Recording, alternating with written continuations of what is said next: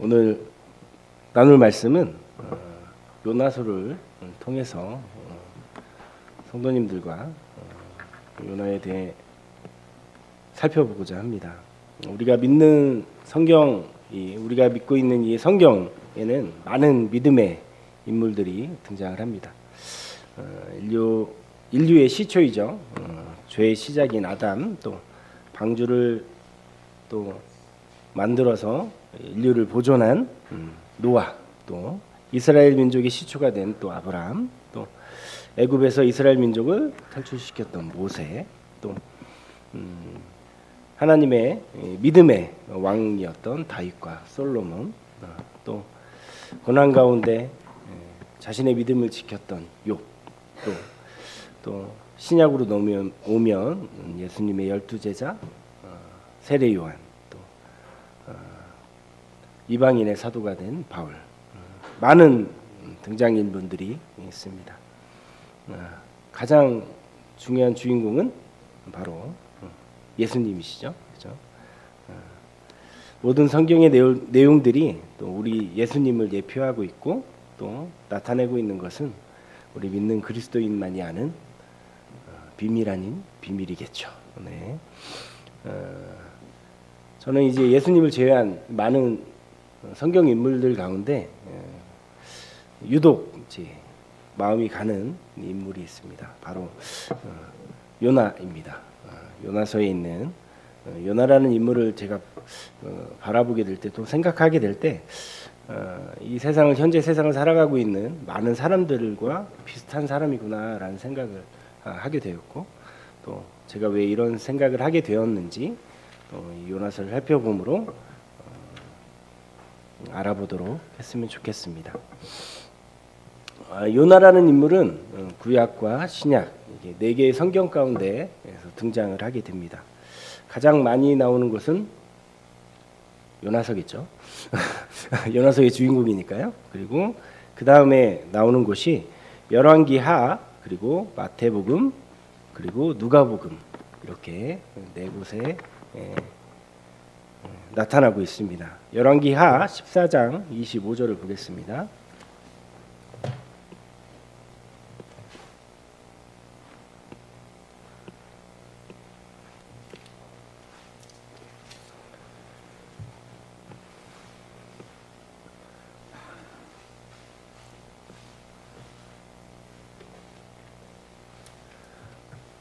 이스라엘 하나님 여호와께서 그의 종 가드헤벨 아미떼의 아들 선지자 요나를 통하여 하신 말씀과 같이 여로보암이 이스라엘 영토를 회복하되 하맛 어귀에서부터 아라바 바다까지 하였으니라고 이야기하고 있습니다. 여기에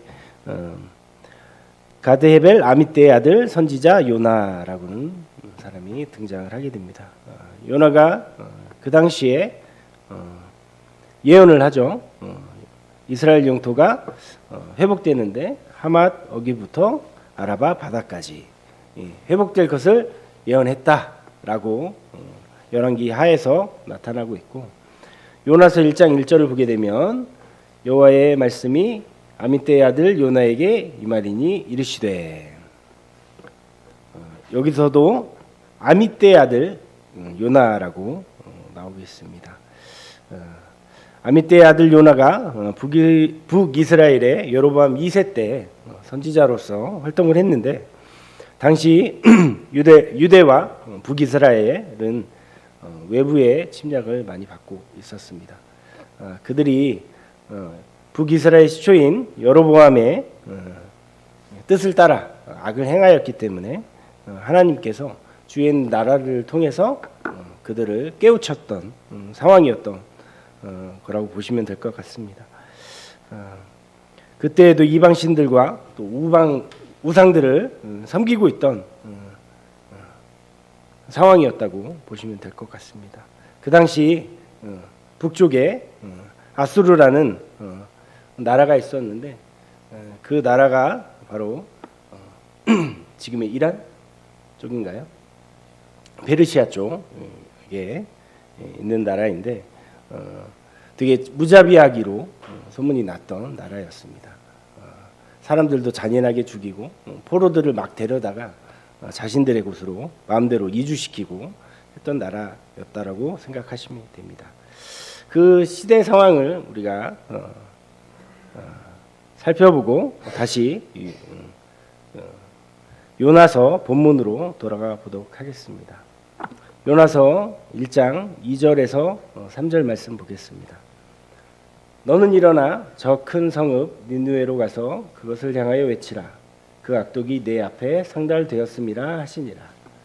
그러나 요나가 여호와의 얼굴을 피하려고 일어나 다시스로 도망하려 하여 욥바로 내려갔더니 마침 다시스로 가는 배를 만난지라. 여호와의 얼굴을 피하여 그들과 함께 다시스로 가려고 뱃삭을 주고 배에 올랐더라. 하나님께서 이 요나를, 선지자였던 요나를 불러서 니느웨 성으로 보냅니다. 니느웨 성은 니느웨 성의 그 악함이 하나님께 상달되었다고 말하고 있습니다. 성경을 보게 될 때 하나님은 악을, 죄를 미워하십니다. 그렇죠? 공의의 하나님으로서 노아의 시대 때는 그들의 악함을 보시고 홍수로 노아의 가족 외에는 다 멸하셨죠. 또 롯이 거하던 소돔과 고모라 또한 불로써 다 살라 버리셨습니다. 이번에도 하나님은 니느웨 성의 악함을 이야기하고 계십니다. 그들을 멸하시겠다는 얘기겠죠. 그리고 그 말의 전달자로서 바로 요나 선지자를 사용하심을 보게 됩니다. 하나님은 이렇게 자신의 뜻을 직접 말씀하실 수도 있지만 선지자를 통해서 자신의 뜻을 전하시고 계십니다. 홍수로 멸하시기 전에는 노아에게, 또 소돔과 고모라 때는 아브라함에게, 또 그리고 이스라엘 민족에는 많은 선지자를 보내셔서 그들에게 하나님의 뜻을 전하셨습니다.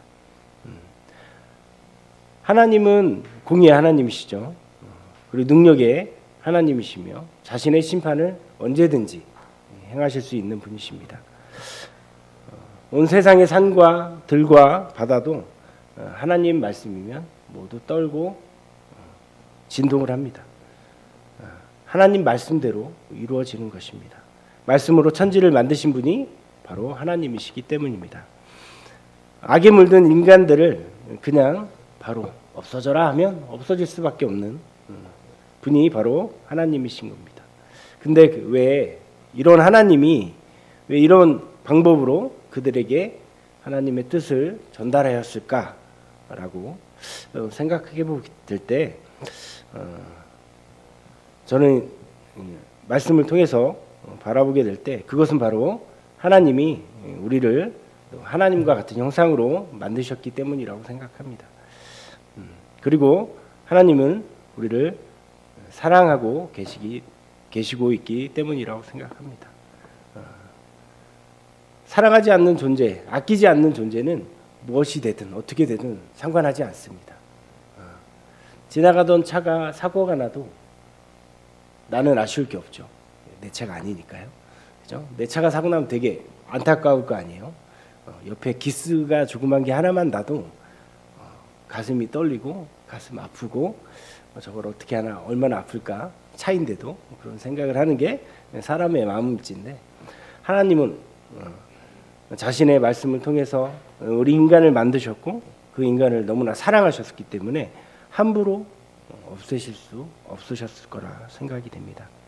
또 우리 인간에겐 어떤 마음을 주셨죠? 자유의지를 주셨습니다. 선택할 수 있는 의지를 주셨습니다. 에덴 동산에서 가장 첫 번째 자유의지 사용 곳은 선악과를 먹느냐 안 먹느냐였죠. 하나님께서 그들의 자유의지를 존중하셨기 때문에 선악과를 만드셨고 또 그 선악과를 그들의 먹을 수 있는 자유와 먹지 않을 것을 둔 것입니다. 우리를 존중하지 않으셨다면 아예 막아버리셨겠죠. 아예 접근을 못하게 하셨겠지만 하나님은 그러지 않으셨습니다. 노아 시대의 경우엔 노아에게 방주를 만드실 것을 명령하시고 또 그 기간을 허락하셨어요. 뚝딱 그냥 노아의 방주를 떨어뜨려서 줬으면 좋았을 텐데 그러지 않으시고 방법을 알려주시고 그 만들 수 있는 기간을 그에게 허락하셨습니다. 노아가 그 방주를 만들면서 많은 사람들이 노아를 봤을 거예요. 그럼에도 불구하고 그들은 돌아오지 않았죠. 니느웨 성의 사람들을 그냥 불러서 멸하실 수도 있겠지만 그들에게 경고의 말씀을 듣고 어떻게 선택하는지 알고 싶으셨을 거라 생각이 됩니다. 이 아수르라는 나라, 니느웨가 아수르의 수도였는데 아수르의 조상은 노아의 자녀인 세 자녀 중에 함의 자손들입니다. 그들 또한 하나님께서 노아의 방주를 통해서 살리신 사람들이란 뜻입니다. 비록 그들이 하나님을 멀리하고 또 각종 우상을 섬기고 그들이 있더라도 그들이 하나님께로 돌아오기를, 죄에서 돌아오기를 바라신 것이 아닐까 생각합니다. 하나님은 현재를 살아가고 있는 우리들도 바라보고 계실 것입니다. 지금 세상을 바라볼 때 어떠십니까? 하나님은 어떠한 생각을 하고 계실지 생각해 보게 됩니다. 지금 이 세상을 볼 때 하나님이 그동안 멸하셨던 그 어떤 것들보다 지금의 악함이 덜하다라고 생각하지 않습니다. 세계 곳곳에서 지금 전쟁이 일어나고 있죠. 이라크와 우크라이나와 러시아가 싸우고 있고 또 이스라엘과 하마스, 팔레스타인 싸우고 있습니다. 또 중국과 대만 맞죠? 대만도 사이가 좋지는 않습니다. 제3의 전쟁이 그쪽에서 일어날 수 있겠다라는 예견들도 있습니다. 하나님이 아닌 많은 신들이 존재합니다.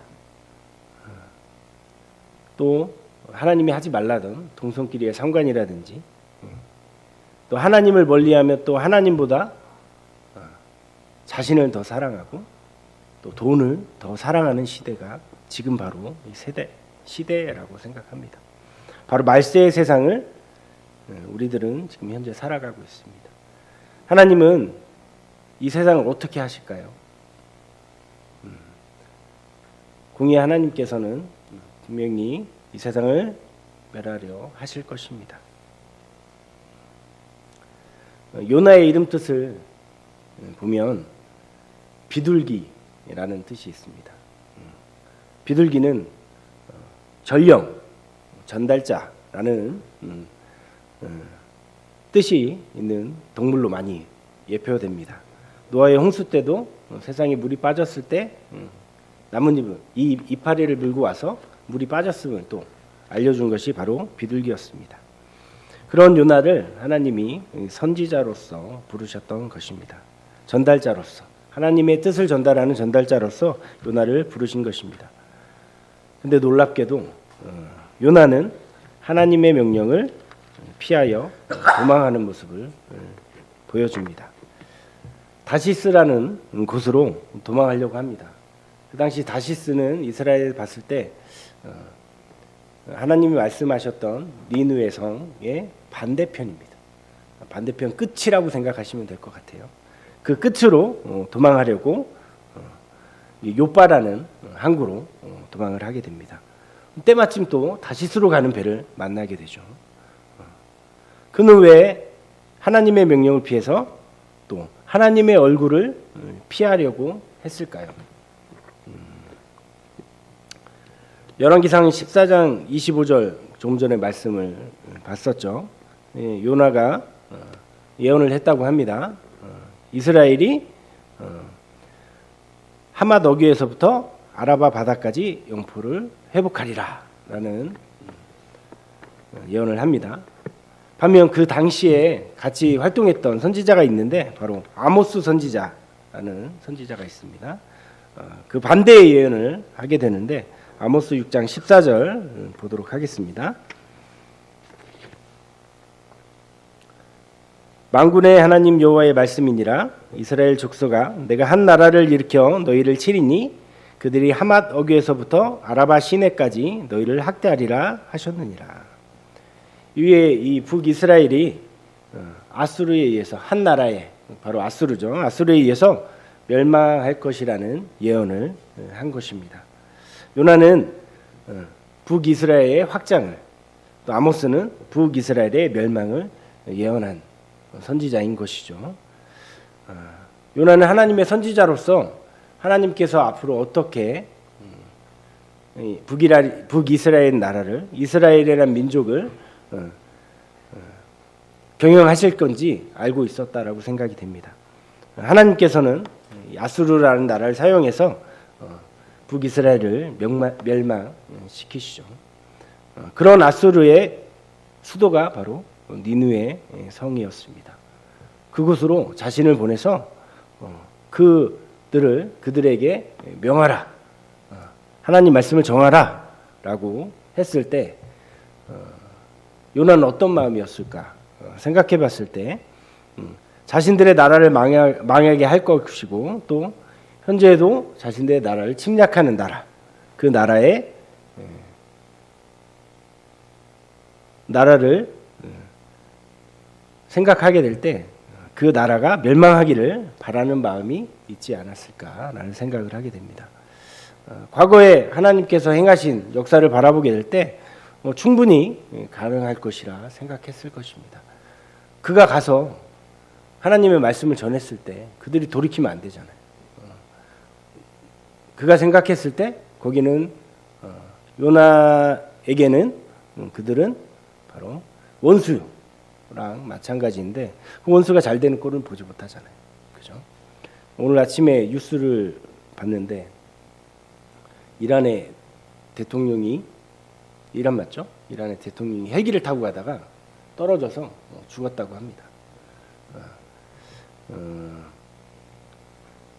그 장면을 비추면서 어느 사람들은 그 이란의 대통령이 죽었다는 사실을 슬퍼하고 막 눈물 짓고 있습니다. 근데 어떠한 사람들은 막 춤을 춰요. 기뻐하고 노래 부르고 춤을 춰요. 너무 잘 됐다 그러고 폭죽 터뜨리고. 알고 봤더니 이 이란의 대통령이 젊었을 때 법관 재판을 한 판사였는데, 이란과 이라크의 전쟁 때 이라크의 편을 들었던 이란 사람들을 600여 명을 재판을 통해서 사살을 했다고 합니다. 그때 죽었던 사람들의 그 가족들이죠. 가족들이 그 얼마나 분통하고 억울했겠어요. 600명이나 되는 사람들을 마음대로 재판을 통해서 죽였으니까. 사진들을 봤더니 되게 젊은 사람들이었어요. 자신과 생각이 맞고 이념이 맞지 않는다 해서 재판을 통해서 사람들을 죽이게 된 거죠. 그가 죽었으니 얼마나 기뻐요. 원수가 죽었으니까. 아마 요나도 이런 마음이지 않았을까 싶습니다. 원수에게 내가 나보고 가라고? 나는 갈 수 없어. 차라리 내가 도망가자. 도망가면 하나님께서 그들이 악하니까 그들을 멸하실 거야 라는 생각이 들지 않았을까라는 생각이 듭니다.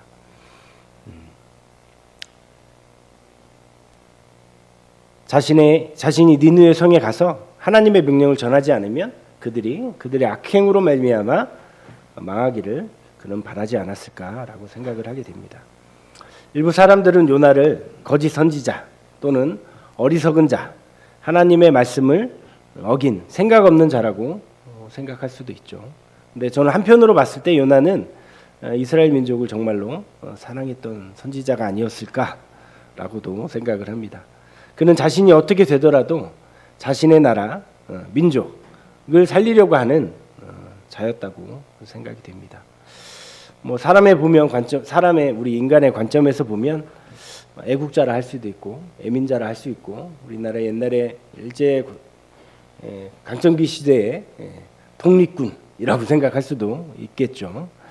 물론 이런 요나의 행동은 잘했다고, 성경적으로 봤을 때 잘했다고 생각하지는 않지만 참 이제 미워할 걸 미워하고 싫어할 걸 싫어하고 하는 참 사람적인 인간적인 사람이 아니었나라는 생각을 하게 됩니다. 우리들 또한 똑같아요. 내 주위의 것들, 내 가족들, 내 친구들 이런 것들을 위해서 많은 잘못들을 또 많은 잘못된 선택들을 하고 가는 사람들이기 때문입니다. 우리들의 이득을 위해서 다른 나라를 또 침공하기도 하고 또 전쟁하기도 하고 또 헐뜯고 이간질하고 그것이 바로 현재를 살아가고 있는 사람들이기 때문입니다. 요나는 자신이 어떻게 되더라도 자신의 민족을 지키고 싶었을 것 같습니다. 다시스로 향하는 요나가 탄 배는 결국 하나님의 뜻으로 말미암아 어떻게 되죠? 폭풍을 만나게 됩니다. 요나는 자기 때문에 배가 폭풍을 만나게 된 것을 알고 있었습니다. 그는 이미 죽을 준비를 하고 있었던 것 같아요. 배의 가장 밑에서 잠을 자고 있었죠. 배가 가라앉으면 어떻게 되죠?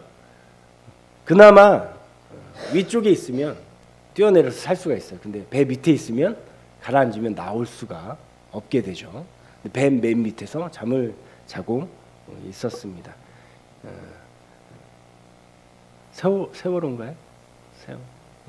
세월호 때도 아이들이 많이 빠져나오지 못했던 이유 중에 하나가 이제 밖에 나오지 말라고, 안에 들어가 있어라, 얘기할 때까지 안에서 대기해라. 그래서 많은 사람들이 못 빠져나왔고, 그래서 배가 근처에 갔어도 그들을 건져낼 수 없었다라고 하더라고요. 참 안타까운 사실이긴 한데 요나도 아마 그런 생각을 하지 않았을까라는 생각을 하게 됩니다. 선원이 그에게 다가와서 얘기를 하죠. 야, 내가 아는 하나님께, 너희가 아는 신께 빨리 너 기도해라. 우리들이 살아날 수 있도록. 그러자 요나는 1장 12절에 이렇게 얘기합니다.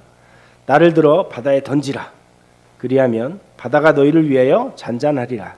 너희가 이 큰 폭풍을 만난 것이 나 때문인 줄을 내가 아노라 하니라.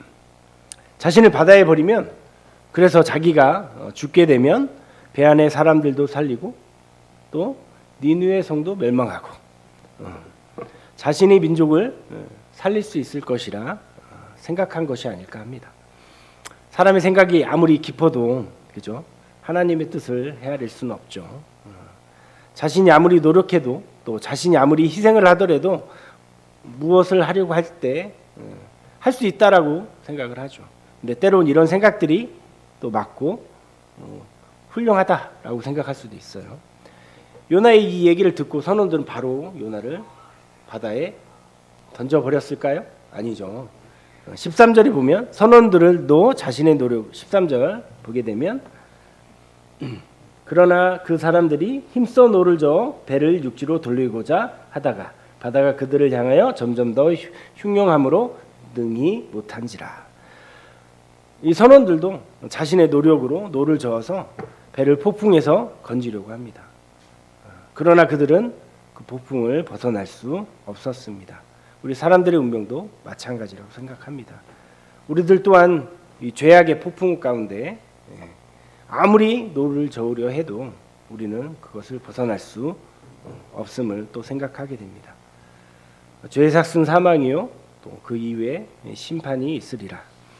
우리가 아무리 노력해도, 우리가 아무리 희생하더라도 또 우리는 죄악에서 헤어나올 수 없는 것입니다. 요나의 노력 또한 마찬가지입니다. 결국 그는 바다에 던져지게 되고 바다에 빠져 죽을 운명에 처하게 됩니다. 하나님이 보시기에 요나는 어떤 사람일까요? 괘씸한 놈이죠. 하라고 했는데, 내가 가라고 그랬는데 왜 안 갈까? 그래서 이런 얘기하면 민성이가 싫어할 건데, 민성이도 참 요나 같은 일어나라고 하면 대답은 잘해요.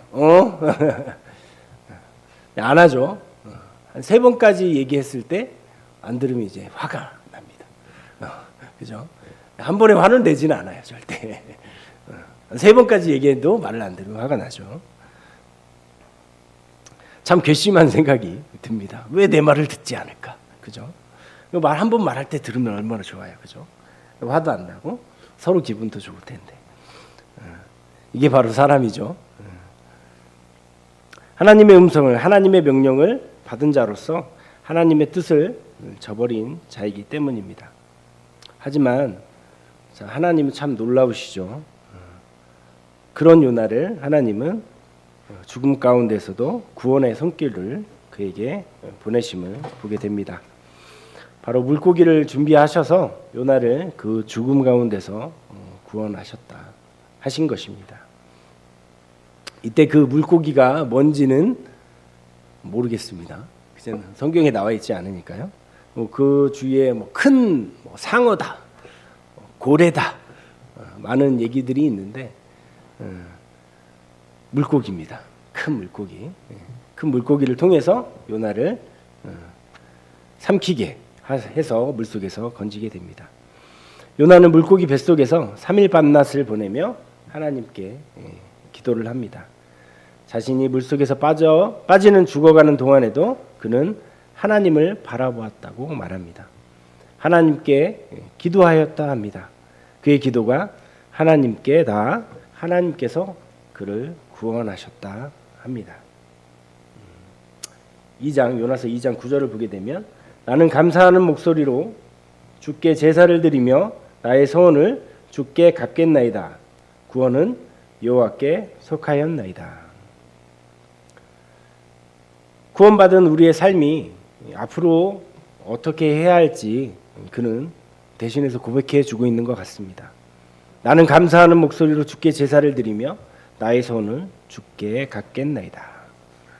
구원받은 우리들은 하나님께 예배드리는 삶을 살아야 합니다. 우리의 예배는 당연한 것입니다.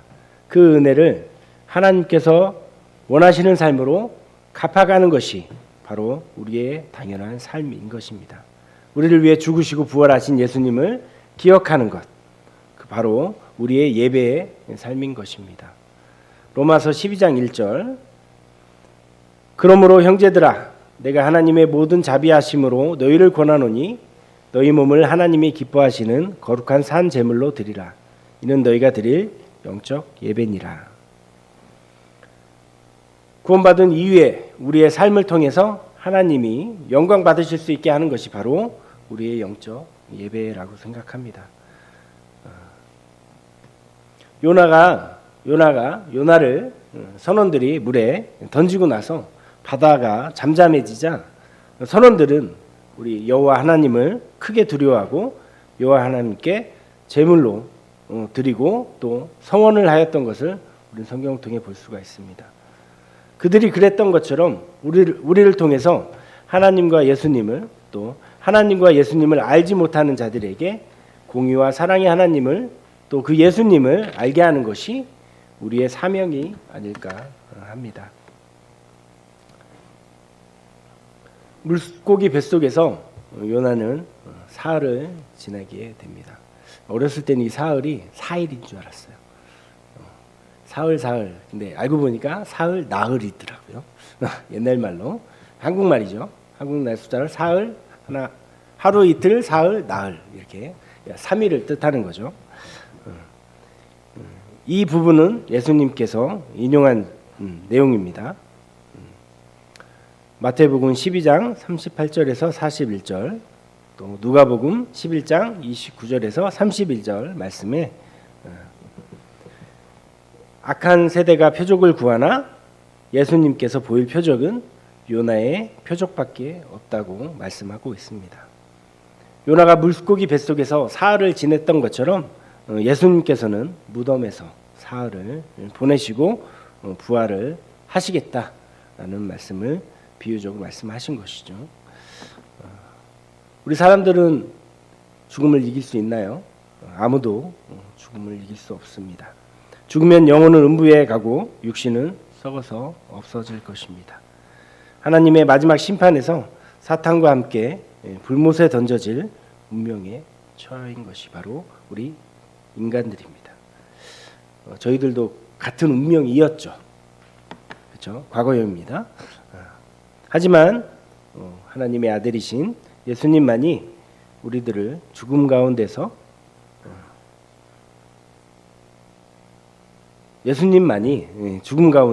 홀로 부활하실 수 있는 것입니다. 아까 예배 시간 가운데 나왔었죠. 고린도서 15장 말씀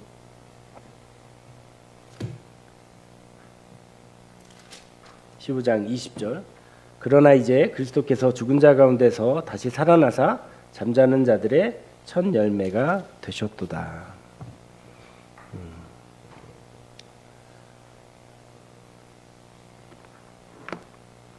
요나를 깊은 물 가운데서 건져내셨듯이 하나님을 사망 가운데서 건지심으로 예수님께서 부활의 첫 열매가 되어 주셨던 것입니다. 요나는 이제 자신의 생각을 꺾고 하나님의 명령대로 니느웨 성으로 다시 가게 됩니다. 요나서 3장 2절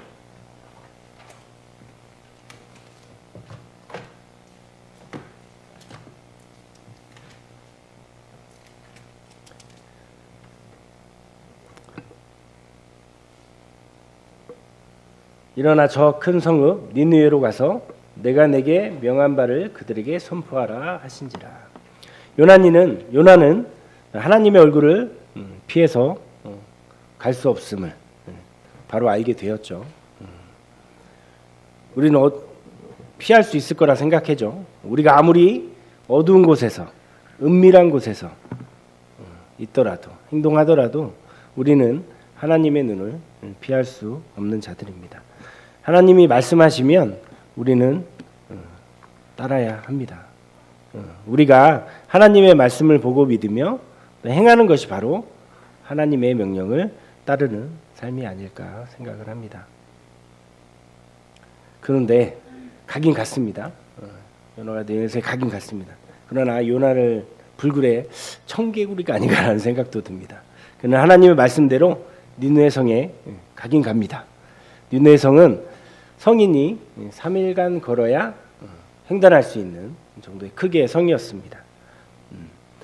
그리고 많은 사람들이 살고 있었죠. 그 당시에 12만 명이라는 인물들이 살 정도면 엄청 거대한 아주 번성한 나라였다라고 생각이 됩니다. 성이었다고 생각을 합니다. 요나는 이 성을 하루 동안 걸어다니며 외칩니다. 40일이 지나면 니느웨가 무너지리라. 40일이 지나면 니느웨가 무너지리라. 물론 이 말만 하진 않았을 거라고 생각이 됩니다. 그들이 왜 니느웨 성의 악으로 말미암아 40일이 지나면 하나님의 능력으로 이곳이 무너지리라 라는 말씀이었을 거라 생각이 됩니다. 그가 이 당시에 아수르 말을 했는지 안 했는지는 모릅니다. 했을 수도 있고 안 했을 수도 있고. 하지만 그는 이렇게 하나님의 말씀을 전달합니다. 웬 이방인이 한 나라의 수도에 나타나서 그 성이 곧 무너질 것이라고 떠든다면 그 성읍 사람들은 어떻게 생각할까요?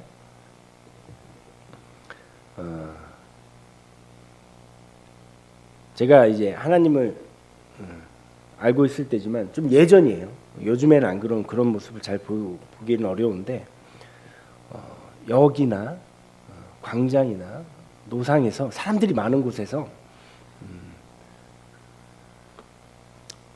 예수님을 전하는 교회를 전하는 사람들이 많이 있었습니다. 그 당시만 해도 피켓도 들고 또 몸에 십자가를 그리기도 하고 말씀을 적기도 하고 천당과 지옥을 이야기하고 예수님을 믿지 않으면 지옥에 갈 것이다 라고 또 심판이 머지 않았다. 말세와 휴거가 머지 않았다 라고 전하는 사람들이 있었습니다. 뭐 생목으로 얘기하기도 하고 확성기를 사용하시기도 했죠. 지금 생각해 보면 그들이 어떠한 노력을 하고 했었는지 박수를 쳐 주어야 할 거라고 생각합니다. 쉽지 않은 일이죠. 근데 그 당시만 하더라도 그들이 떠드는 말이 무슨 말인지 관심도 없고 왜 이렇게 시끄러워? 왜 이렇게 떠드는 거야? 창피하지도 않나? 왜 이렇게 사람에게 불편함을 주는 거야? 라고 생각을 했었죠. 저렇게 유나를 떨어야만 하는 걸까라고 생각을 하기도 했습니다. 요나 또한 그런 비슷한 상황이지 않을까. 왜 이렇게 떠들어? 근데 금방 멈출 줄 알았더니 하루 종일 떠들고 다닙니다. 그죠? 요나 또한 자신이 이렇게 외친다고 해서 그들의 죄악에서 자신들을 돌이킬까 의심했겠죠.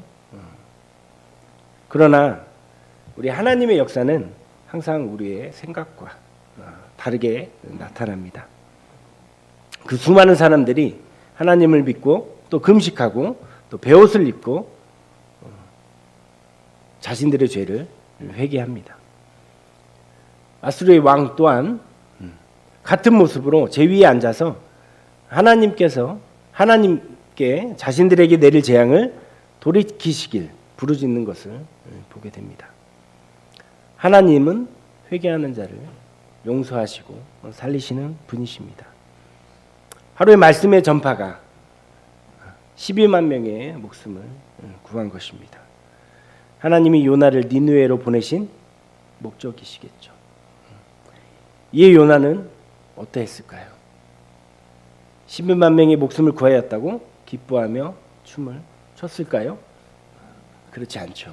저라면 엄청 기뻤을 것 같은데요. 그죠? 요나서 4장 1절을 보게 되면 요나가 매우 싫어하고 성내며 반전의 사나이입니다. 그죠? 자신 덕분에 12만 명의 사람들이 죽지 않게 되었어요. 그럼에도 불구하고 요나는 니느웨 성의 사람들이 살아난 것이, 니느웨에 심판이 내리지 않는 것이 정말로 싫었던 것 같습니다. 그죠? 하나님께 화를 낼 정도였으니까요. 철천지 원수를 미워하듯이 요나는 니느웨 사람들을 미워하고 싫어했던 것 같습니다. 차라리 자신의 생명을 거두어 달라고 말하는 모습을 보게 됩니다.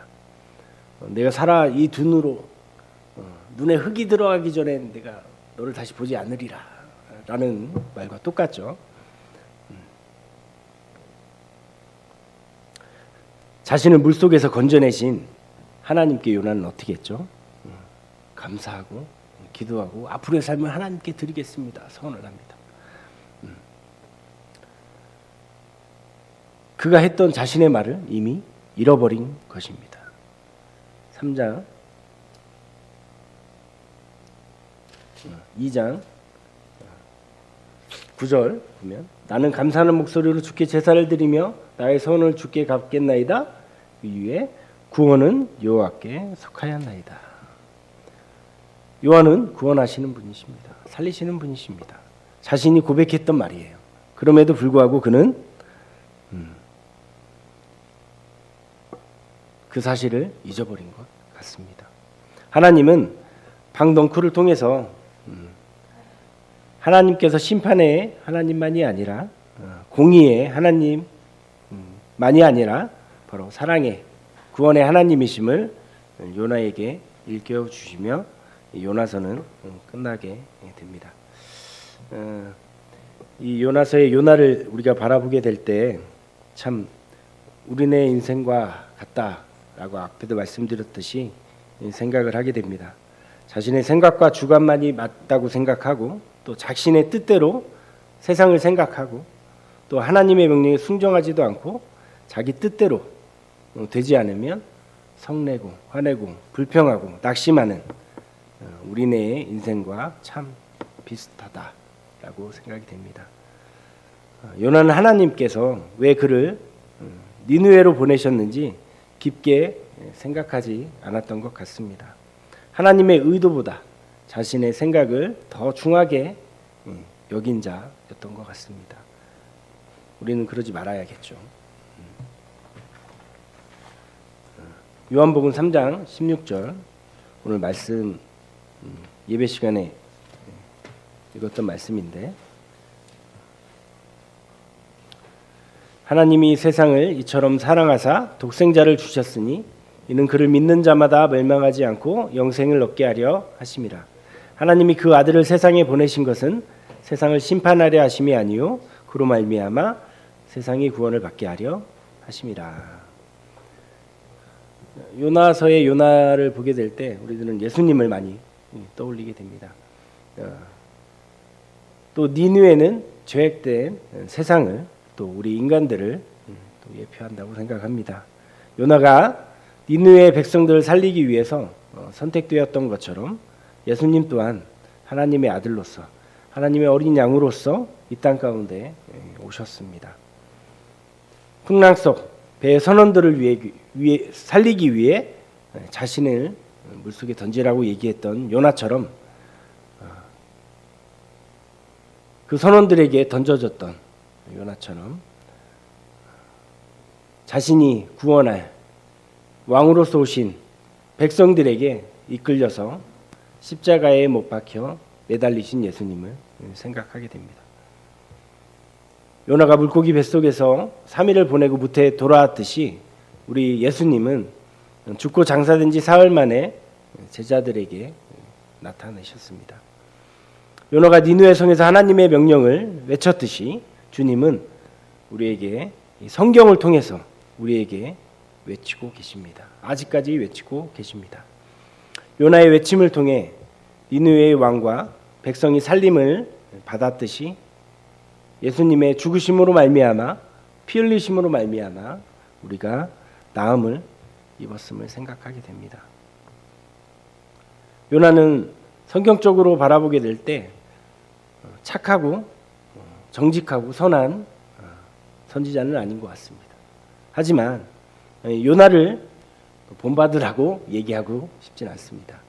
할 수 없겠죠. 하지만 우리가 이 요나의 삶을 또 요나 성경을 우리의 반면교사 거울로 생각하고 우리가 좀 더 하나님의 자녀로서 또 하나님이 기뻐하시는 삶을 살아갈 수 있다면 더할 나위 없을 것입니다.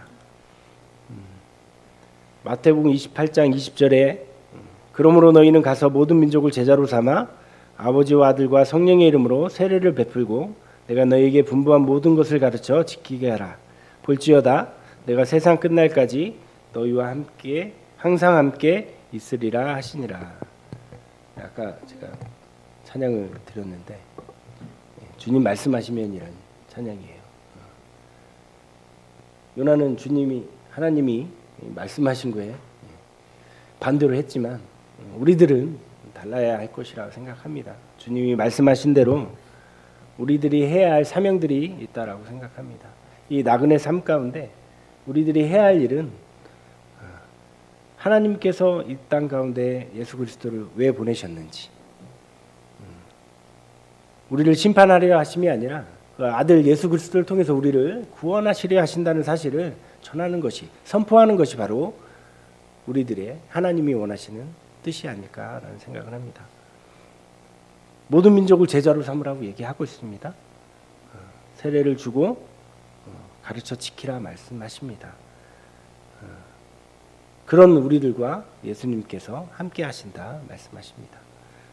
이 말씀을 붙잡고 우리들은 나그네 삶을 맞춰야 되지 않을까라는 생각을 합니다. 하나님이 요나를 사용하셨듯이 우리를 살리시고 구원하신 예수님께서 우리를 사용하시려 합니다. 보내시려 합니다. 요나처럼 내 생각, 내 처지, 내 주위만 바라보지 말고 하나님께서 진정 원하시는 바로 우리 인류의 구원을 또 우리를 사랑하심을 깨닫고 또 그 은혜의 사역에 그것이 무엇일지 모릅니다. 여러 은사들이 있듯이 우리가 어디에 쓰일지 어느 곳에 어떤 모습으로 쓰일지는 모르지만 참여할 수 있는 함께 할 수 있는 우리 성도님들이 되시길 바랍니다. 이상으로 두서없는 말씀 마치겠습니다. 기도하겠습니다.